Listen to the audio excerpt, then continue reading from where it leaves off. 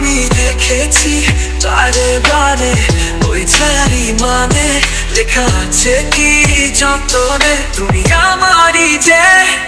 যখন দেশপ্রেম, আবেগ আর অ্যাকশন একসাথে মিশে যায় তখন জন্ম নেয় এক অনন্য সিনেমা।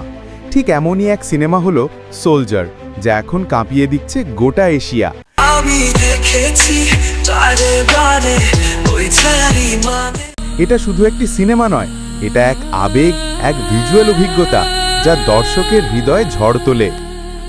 তোমার জন্য দেশ নাকি দেশের জন্য তুমি?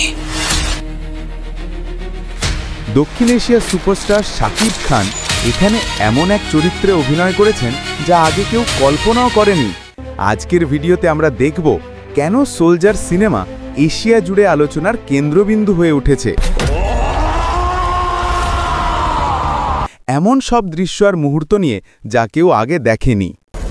সোলজার সিনেমার মূল প্রাণ হল দেশপ্রেম। এখানে শুধু একজন সৈনিককে দেখানো হয়নি, দেখানো হয়েছে তার মনের ভেতরের যুদ্ধ, তার ত্যাগ আর তার বেদনা। শাকিব খান এমনভাবে চরিত্রে প্রাণ দিয়েছেন যে প্রতিটি সংলাপ, প্রতিটি অশ্রু যেন বাস্তব লাগে। যখন সে দেশের পতাকা হাতে যুদ্ধক্ষেত্রে দাঁড়ায়, দর্শকের গায়ে কাঁটা দেয়। পরিচালক চমৎকারভাবে ব্যক্তিগত ত্যাগ আর জাতীয় গর্বকে মিশিয়ে এমন দৃশ্য নির্মাণ করেছেন যা দর্শকের মনে চিরস্থায়ী ছাপ ফেলে। এই সিনেমা আমাদের মনে করিয়ে দেয়, প্রকৃত দেশপ্রেম কখনো কথায় নয়, কাজে প্রমাণ হয়।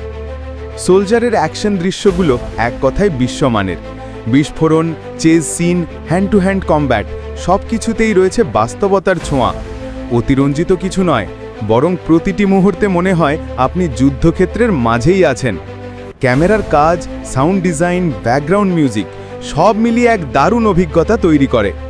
সোলজার সিনেমায় শাকিব খানের চরিত্র দ্বৈত জীবনে বেঁচে থাকে। একদিকে সে সৈনিক, অন্যদিকে এক গোপন এজেন্ট। এই দ্বন্দ্বই সিনেমার মূল রোমাঞ্চ। দর্শক বুঝতেই পারে না কখন সে নায়ক, কখন সে রহস্যময় গুপ্তচর। বাংলাদেশ, ভারত, নেপাল থেকে শুরু করে মালয়েশিয়া পর্যন্ত সর্বত্র এখন একটাই আলোচনা, সোলজার। সোশ্যাল মিডিয়ায় ভাইরাল তার দৃশ্য, সংলাপ আর গান।